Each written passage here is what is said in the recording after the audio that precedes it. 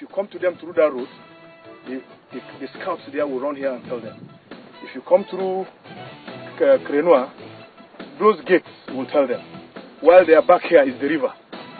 So, and they chose this place because of, you can see the vegetation, concealment from air. Concealment from air, that they can walk within these places and ensure that they have some success. However, on the 16th, they were dislodged here, and what we're trying to do while we're still here is planning forward to see how we can be able to go ahead and still get them. The farming season is already here and we are behind time. If we can get tractors to plow the soil so that we can finish our work in time for the rain. Help us with water and road. We don't have road because majority of our people are farmers. These insurgents have come to destabilize our lives. God in His infinite mercy has helped us because our hands are clean. All the bad intentions that the people brought, God has rescued us from it.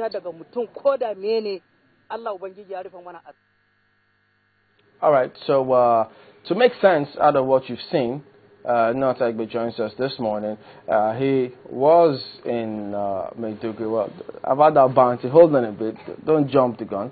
Well, what actually happened with those ones that... Who were those chaps you were talking to? The village, Krenua village, believed to be one of the worst hit in terms of the fact that the insurgents built their camp just behind their village. They had like 5 camps around their village. And they were practically relocated. They all left the village for over a month. And the insurgents took over the village? While they were in the village, the insurgents come into camp, collect their food, collect things from them, force them to harvest their product. We actually spoke to one of the villagers who said they forced them to harvest their product and then take them back to their camp. They forced their young ladies also into marriage. Wow. They did. They could come to a family and see 2, 3 daughters and marry them for as low as 2,000 naira. And they'll marry in front of your father and take you away. So in other words, the villagers have actually been terrorized by these insurgents before now.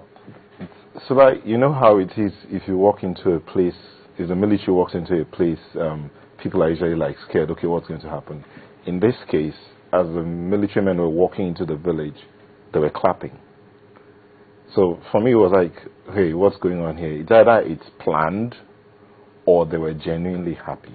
But the villager I spoke to, he said that since they came in there, they've made their lives are a lot better.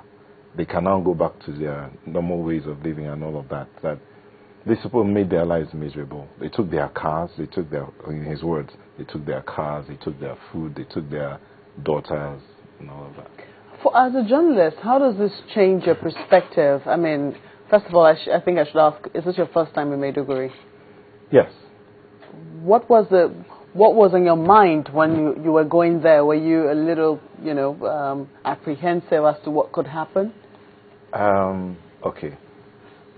Going there, I imagined you're sitting in a vehicle and a bullet passes through the window. So when we got in there and they gave us the kit, the helmet and all of that, sitting in the vehicle again, I was just thinking, imagine a bullet hits the helmet and bounces back, or hits the bulletproof and bounces back. But I was apprehensive. Getting to Maiduguri, certain portions we went through, practically deserted. But you were in company of... We're in the company of the military, because for security reasons. We're not even let out of the vehicle. But the streets we drove through, you see stretches of roads deserted, buildings empty, shops that used to be lively all shut down. About the day we were leaving, we had to pass through the market. You could see some people returning, businesses returning, but you could still see some other shops that were like shut down, no business and all that. So as a journalist, what was your perspective before and what is your perspective after? Okay, before getting into Maiduguri, I thought, for me I was like, you practically see nobody. Based on reports I've heard before, there will be nobody, you'll see nobody. People are not going about their normal lives, nothing's happening, based on the reports we've heard. But you get in there, you see the people of the town of Maiduguri going about their businesses. howbeit not as much as they would. If there used to be like 500 people on the road, you probably see like 200. But the few that were out there were about their business. There were taxi drivers, there were the kekes, there were okadas and all of that on the streets where they were, even though there were some other streets that were deserted. So for me it was, man, these people are about their lives. Yes, they are worried, they are scared, but they are about their lives. But it's also, what I also noticed was that it's very possible that the insurgents could have mixed up with the people. Well, let me ask this other question, because we actually saw the Al Jazeera report, which the government has and the military command has come up to say it's all made-up stories. From the villagers, did anyone discreetly or openly complain to you that they have been recording casualties from among the civilians as a result of the onslaught from the Nigerian army? Okay, see what we did. Let me take it from here. We had, while my cameraman was videoing the elders talking, I went away to do that interview with with two villagers. One wasn't speaking very coherently, but piecing it together, they were all happy. They had to them, the military being there is like a relief. The military hasn't done anything to them. The military has helped them return to their ways of livelihoods. They can go back to their farms, even though they are behind the planting season. But the military being there has been a help to them. They've not done anything bad. All right. Do we expect more reports now? I'm trying to. I spoke to a colleague who was there with us to see if we could, because he stayed back. So I want to see if I could get some other visuals from him.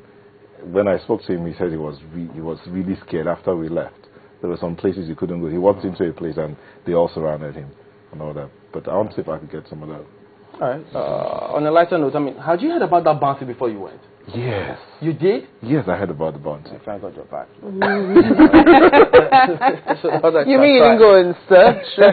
Well, the military men wouldn't let me out of the outside.